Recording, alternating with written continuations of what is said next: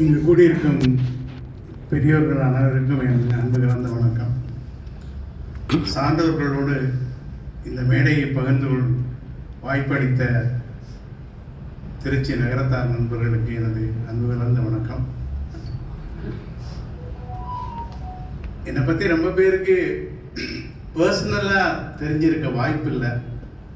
ஏன்னா நான் பள்ளி படிப்பை முடிந்து வேலையில் சேரும்போதே டெல்லியில் போய் சேர வேண்டிய ஒரு சூழ்நிலை. டெல்லியை தொடர்ந்து பாம்பேயை தொடர்ந்து பெங்களூர், மறுபடியும் நான் தமிழ்நாட்டு வரக்கூடிய ஒரு வாய்ப்பு கிடைத்த போது 3 மாதங்களே இங்கே தங்கியிருந்தேன். மல்லிகாபுரம்ங்கிற ஒரு ஊரில், இட்ஸ் வில்லேஜ் போஸ்டிங். அங்கேருந்து ரிசைன் பண்ணி தென் ஐ வென்ட் பேக் டு ஒரு மல்டிநேஷ்னல் பேங்க்கு போக வேண்டிய சூழ்நிலை ஏற்பட்டது. அதனால் மறுபடியும் தமிழ்நாட்டிலேருந்து வெளி ஊர்களுக்கு போய் வேலை வாய்க்கக்கூடிய ஒரு கட்டாயத்துக்கு உட்பட்டேன். அதை தொடர்ந்து அப்புறம் துபாயில் வாய்ப்பு கிடைத்த போது துபாய்க்கு சென்றேன். நாங்கள் சென்ற காலம் துபாய் பெரிய வளர்ச்சியை அடைந்து கொண்டிருந்த காலம். கிட்டத்தட்ட ஒரு கீழ் லெவலிலிருந்து அது வளர்ந்து கொண்டே இருந்தது. ஒரு பெரிய ஒரு இன்ஸ்பைரிங் டைம் அது. அதனால சேலஞ்சிங்கான டைம். அங்கே மண்ணாக இருந்தாலும் அவங்க இம்போர்ட் பண்ணி தான் பார்க்கணும், மனிதனையும் அவங்க இம்போர்ட் பண்ணணும், மலையையுமே அவங்க உருவாக்கணும். எந்த விதமான வளங்களும் இல்லாத ஒரு நாடு, எல்லா நாடுகளையும் மீறி ஒரு பெரிய நாடாக வளர்ந்து கொண்டிருக்கக்கூடிய ஒரு சூழ்நிலையில் இருந்தது. அந்த சூழ்நிலையில் அங்கு சேவை புரியக்கூடிய ஒரு வாய்ப்பு நமக்கு இருந்தபோது அந்த வாய்ப்பினை விட்டுவிடக்கூடாது. அதிலிருந்து நாம் கற்றுக்கக்கூடிய ஒரு பாடங்கள், நமது நாட்டிற்கு நாம் திருப்பி மறுபடி சேவை செய்யக்கூடிய ஒரு நல்ல வாய்ப்பினை கொடுக்கும்போது அதை உபயோகப்படுத்திக் கொள்ள முடியும் என்பதற்காக அங்கே தொடர்ந்து இருந்தேன். கிட்டத்தட்ட ஒரு 23 வருடங்கள் நான் துபாயில் பணிபுரிந்திருக்கிறேன். கடவுள் அருளால் என்னுடைய வேலை வாய்ப்புகள் அனைத்தும் ஒரு நல்ல ஒரு உயர்ந்த நிலையில் இருக்கக்கூடிய ஒரு பதவியில் இருக்கக்கூடிய வாய்ப்பினை எனக்கு கடவுள் அளித்ததால் அந்த வாய்ப்பினை எல்லோரும் பெற வேண்டும் என்ற ஆசை, என்னால் முடிந்த அளவிற்கு ஒரு பகுதியை கல்விக்காகவோ இல்லை முதியோர்களுக்காகவோ செலவழிக்க வேண்டும் என்ற நோக்கத்தில் அங்கங்கு என்னால் முடிந்த அளவுக்கு செய்திருக்கிறேன். இப்போ நகரத்தார்கள் யாரையும் ஃபுல்லாக தெரிஞ்சிக்காம எல்லாம் ஓட்டு போட மாட்டாங்க. யாரையும் ஃபுல்லாக தெரிஞ்சிக்காம எல்லாம் தேர்ந்தெடுக்க மாட்டாங்கன்னு எனக்கு நல்லா தெரியும்.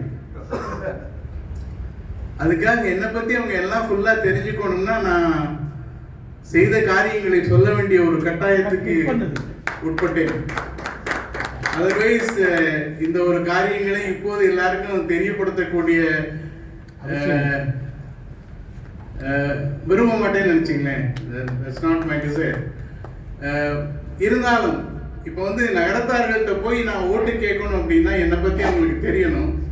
நகரத்தார்கள்ட்ட போய் நான் என்னை தேர்ந்தெடுங்க, இந்த பதவியை இல்லை இந்த ஒரு பொறுப்பை என்னால் நன்றாக செய்து முடிக்க முடியும் என்ற ஒரு நம்பிக்கையை அவர்கள் மனதுக்கு கொடுக்க வேண்டும் என்றால் எனக்கென்று ஒரு முற்காலம் இருக்க வேண்டும். அந்த முற்காலத்தை பற்றி நீங்கள் தெரிந்தவர்களாக இருக்க வேண்டும். தெரிந்து அறிந்துதான் நகரத்தார்கள் செய்வார்கள் என்பது நமது அடையாளம். அதனால் தான் இந்த அறிமுக கூட்டம், அதனால் தான் இந்த என்ன காரியங்கள் செய்ய முற்பட்டிருக்கிறோம், எந்தெந்த தொழில்களில் ஈடுபட்டிருக்கிறோம் என்பதை அழைத்து கொடுத்தோம். அதனால அதில் 1-2 விட்டு போயிருக்கலாம். விட்டு போனதுங்கிறது மறதியால் வந்ததில்லை. போதிய அளவிற்கு என்னை அறிமுகப்படுத்தி விட்டேன் என்பதால் அதோடு நிறுத்தி கொண்டுள்ளேன். இப்போ 2 பருவ காலங்களில் மிக அருமையான வேலைகள் செய்து முடிக்கப்பட்டுள்ளது. அந்த 2 பருவ காலங்களிலும் வேலை பார்த்த இந்த நகரத்தார்களுக்காக உழைத்த அந்த பெருமக்கள் பெருமை அடைய வேண்டும். இது என்னுடைய ஒரு விருப்பம். ஒரு வடநாட்டில் சென்று மொழி தெரியாத இடத்தில் அளவு கடந்த மதிப்புள்ள ஒரு சொத்தை மீட்பது என்பது அவ்வளவு எளிதான காரியமும் அல்ல. அது எப்படி என்பதை என்னால் உணர்ந்து கொள்ள முடியும். நான் டெல்லியிலும் பாம்பேயிலும் கிட்டத்தட்ட 20 வருடங்கள் வாழ்ந்திருக்கிறேன். அதனால எனக்கு அது நல்லா தெரியும். எவ்வளவு டிஃபிகல்ட்டான ஜாப்ங்கிறது எனக்கு தெரியும். அதுவும் காசி போன்ற நேரங்களில் சொத்துக்களை மீட்பது என்பது மிக மிக மிக கடுமையான அரிதான காரியம். அந்த காரியங்கள் நகரத்தார்களால் முடிக்கப்பட்டுள்ளது. நாம் தேர்ந்தெடுத்து அனுப்பியவர்களால் அந்த காரியங்கள் முடித்துக் கொடுக்கப்பட்டுள்ளது. அவர்களுக்கு நாம் பெருமை சேர்க்க வேண்டிய ஒரு காலகட்டத்தில் உள்ளோம்.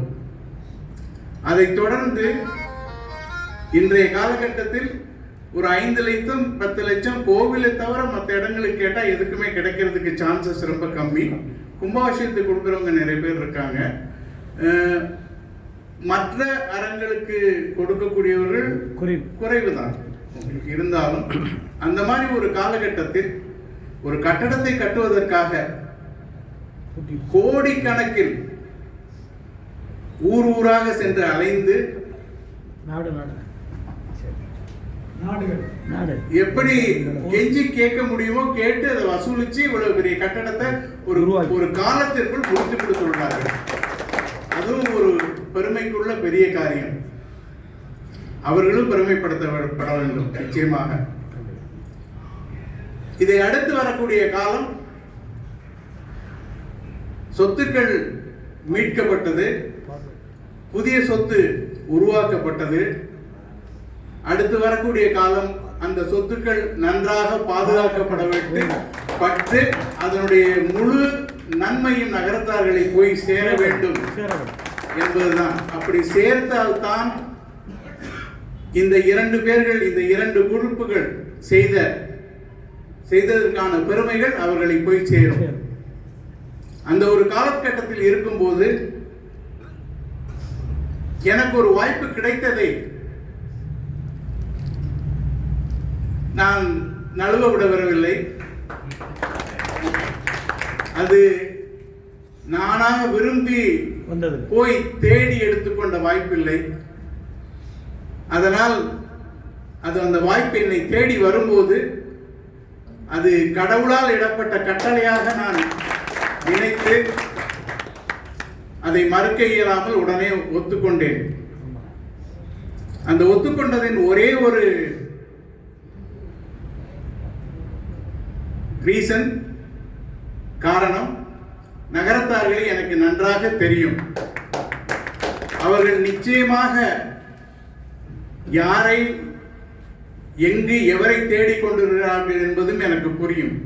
அதனால் நிச்சயமாக இந்த வாய்ப்பினை நான் எடுத்துக்கொண்டால் அவர்கள் நான் காசி நகர விடுதிக்கு சேவை புரிவதற்கும் காசி விஸ்வநாதருக்கு சேவை புரிவதற்கும் ஒரு வாய்ப்பை எனக்கு அளிப்பார்கள் என்று முழுமையாக நம்பித்தான் இதில் இறங்கினேன். தேவகோட்டை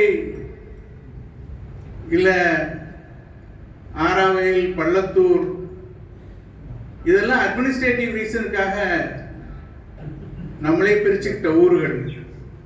அதர்வைஸ் நம்ம எல்லாரும் நகரத்தார்கள் தான். அதனால எல்லாரையும் நான் தாழ்மையுடன் கேட்டுக்கொள்வது என்னென்றால், இந்த வாய்ப்புகளை கொடுத்தால் நிச்சயமாக ஒரு நேர்மையான ஒரு திறமையான நிர்வாகத்தை உருவாக்கி நகரத்தார்களுக்கு முழு நன்மையும் போய் சேரும் அளவிற்கு என்னால் பாடுபட முடியும் என்பதை முழுமையாக உறுதியுடன் கூறிக்கொள்கிறேன். ஒரு பொறுப்பை ஏற்றுக்கொள்ள வேண்டும் என்பதில் பல பேருக்கு ஆசை வருவதில் எந்த விதமான தப்பும் இல்லை. என்றால் இது பொறுப்பு. அதிலும் சேவை செய்யும் பொறுப்பை ஏற்றுக்கொள்வதற்கு பல பேருக்கு ஆசை வருவது என்றால் அந்த சமூகம் சிறந்த சமூகமாக இருக்க வேண்டும். அந்த வகையில் நம்மில் பல பேர் அந்த பொறுப்பை ஏற்று சேவை செய்ய வேண்டும் என்ற ஆர்வத்தில் இருப்பதால் இந்த போட்டிகள் உருவாக்கப்பட்டுள்ளது. அதை அடுத்து அதை விடுத்து நம்மிடம் எந்த பிரிவும் இல்லை. ஓகே, அந்த பொறுப்புகளை ஏற்றுக்கொண்டு அவர்களிடம் எல்லோருக்கும் அந்த பொறுப்பை நம்மளால் கொடுக்க முடியாது. அதில் ஒருவரை மட்டுமே தேர்ந்தெடுக்கக்கூடிய ஒரு பொறுப்புகள் இருப்பதால் இந்த எலெக்ஷன்ஸ் ப்ராசஸ் இன்ட்ரடியூஸ் ஆகிருக்கு. வேற எந்த ஒரு ரீசனும் எனக்கு தெரியவில்லை. அந்த கட்டாயத்தில் நாம் உள்ளிறங்குகிறோம். Consensus is the best thing. Okay, அதான் ரொம்ப நல்லது. But if that is not there, வேற வழி இல்லைன்னா நம்ம அந்த இதை எதிர்கொண்டு தான் ஆக வேண்டும். அந்த எதிர்கொள்ளக்கூடிய ஒரு சக்தியையும் நம்பிக்கையும் உங்கள் அனைவர் மூலமாக நான் பெறுகிறேன். அதற்காக என் அன்பு கலந்த நன்றி. வரக்கூடிய காலங்கள் மிக நன்றாக இருக்கும் என்ற நம்பிக்கை எனக்கு உண்டு. கிட்டத்தட்ட 50 வருடங்கள் நான் நிதி நிறுவனங்களில் பணிபுரிந்துள்ளேன். பலவிதமான பதவிகளில் இருந்திருக்கிறேன். அதே சமயம் அந்த சர்வீஸ் இண்டஸ்ட்ரியில் நான் இருக்கணுங்கிற ஒரே காரணம், என்றைக்குமே ஒரு சேவகனாக இருக்கக்கூடிய ஒரு வாய்ப்பு நீங்கள் வேலைக்காரனாக இருக்கும்போது மட்டும்தான் கிடைக்கும். But at the same time எங்கேயாவது ஆளுமை வேணும் என்று நினைத்தீர்கள் என்றால் ஒரு பிசினஸ் மேனாகவும் இருக்கணும். அதுக்காக நான் வேலை பார்த்து கொண்டிருந்த எல்லா காலங்களிலும் கடந்த 20-25 வருடங்களாக எனது தாய்நாட்டின் மேல் உள்ள பற்றினாலும் எனது தாயார் மேல் உள்ள பற்றினாலும் என்னுடைய இன்வெஸ்ட்மெண்ட் பூரா இந்தியாவிலே இருந்தது. எல்லாத்தையும் இந்தியாவிலே பண்ணேன். அதுலேயும் நான் ஒரு 50 வருடங்களுக்காக எனக்காக ஒரு கட்டமைப்பை உருவாக்கி அந்த கட்டத்துக்குள் விளையாண்டு கொண்டிருந்தது. அந்த கட்டம் என்பது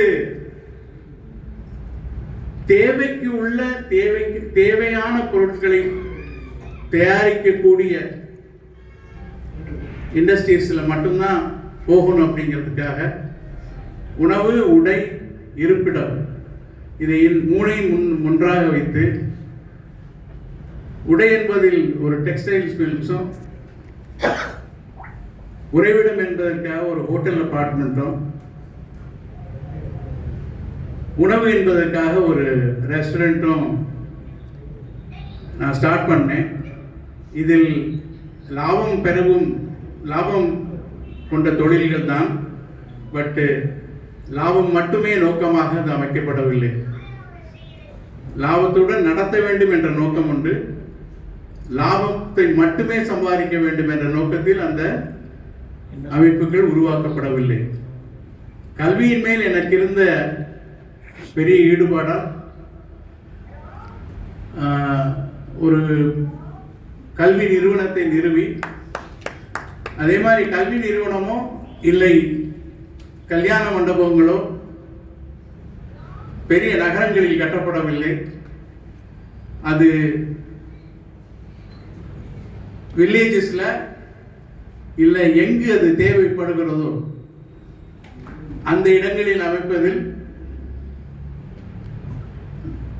என்னுடைய கவனத்தை செலுத்தி அந்த இடங்களில் மட்டும்தான் அந்த தொழில்களை நாங்கள் புரிந்து வருகிறோம்.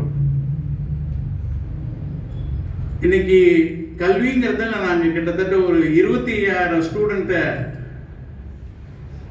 நான் முதல்வன் என்ற ப்ரோக்ராம்ல மிக குறைந்த செலவில் பண்ணி கொண்டிருக்கிறோம். இது தமிழ்நாடு கவர்மெண்ட் பண்ற ஒரு இது டிரான்சிட் ஏஎன்சி அகாடமிங்கிற ஒரு இது மூலமாக இதை கொடுத்துக்கிட்டு இருக்கோம். அதே சமயம் நான் கந்தஷ்டி விழாவில் போகும்போது கல்வி மேல் நான் கொண்ட ஒரு ஈடுபாடால் கல்வி சம்பந்தப்பட்டதாக 2 முயற்சிகளை அங்கே கொண்டு வந்து முதலாக தொடங்கி வைத்தேன். ஒன்று வந்து கல்வி நிதி உதவி கொடுப்பது, ஒன்று அது வந்து நகரத்தார்களுக்கு கல்வி அளிக்கக்கூடியது எல்லாருக்கும் போய் சேர வேண்டும் அப்படிங்கிறதுக்காக தேவகோட்டையை சேர்ந்த பிள்ளைங்களுக்கு ஹிந்தி சொல்லிக் கொடுக்கறதுக்காக கந்தஷ்டி விழா கட்டிடத்தை உபயோகித்து அதில் இலவசமாக கற்றுக்கொள்ளும் ஒரு முயற்சியை தொடங்கி வைத்தேன். இதெல்லாம் இன்னைக்கு நான் சொல்ல வேண்டிய கட்டாயம் என்னன்னா, இதெல்லாம் கேட்டு நான் இதெல்லாம் பண்ணக்கூடிய ஆளு, இதெல்லாம் பண்ணுனா நிச்சயமாக காதி சத்திரத்தை நிர்வகிக்கக்கூடிய ஒரு திறமை உள்ள ஆளை மட்டும்தான் கொண்டு வரணும்னு நீங்க எல்லாம் முடிவு பண்ணி இருக்கிறதுனால இந்த திறமைகள் எல்லாம் என்னிடம் இருக்கிறது என்பதை சொல்லி நான் ஓட்டு கேட்க விரும்புகிறேன். அதனால் அந்த வாய்ப்பை எனக்கு அளித்து என் மேல் எந்தவித முன்பழக்கமும் பெரிதாக இல்லாமல் இந்த அளவுக்கு பெரிய அளவிற்கு இங்கு வந்து கலந்து கொண்டு அன்பு செலுத்தியதற்கு இறைவனுக்கு நன்றி சொல்கிறேன். உங்கள் அனைவனுக்கும் எனது அன்பு கலந்த நன்றியை சொல்லிக் கொள்கிறேன்.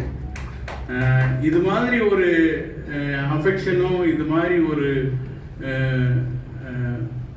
ஒரு உதவிகளும் மற்ற சமூகங்களில் உண்டா என்பது ஒரு கேள்விக்குரியதுதான். நகரத்தார்களின் பண்பாடு இது, நகரத்தார்களின் அடையாளம் இது. நகரத்தார்களின் ஒரு மிக மிக பெரிய அடையாளம் விடுதிகளை கட்டி எல்லா ஊர்களிலும் முடிந்த அளவிற்கு அது ஒரு பெரிய ஒரு அடையாளம். அந்த அடையாளத்தின் தலைமை பீடம் வந்து காசி. அதற்கு அந்த விடுதியை பாதுகாத்து நல்ல முறையில் நகரத்தார்களுக்கு நன்மையை செலுத்தக்கூடிய ஒரு வாய்ப்பினை எனக்கு அளிக்கும்படி கேட்டுக்கொண்டு நன்றி.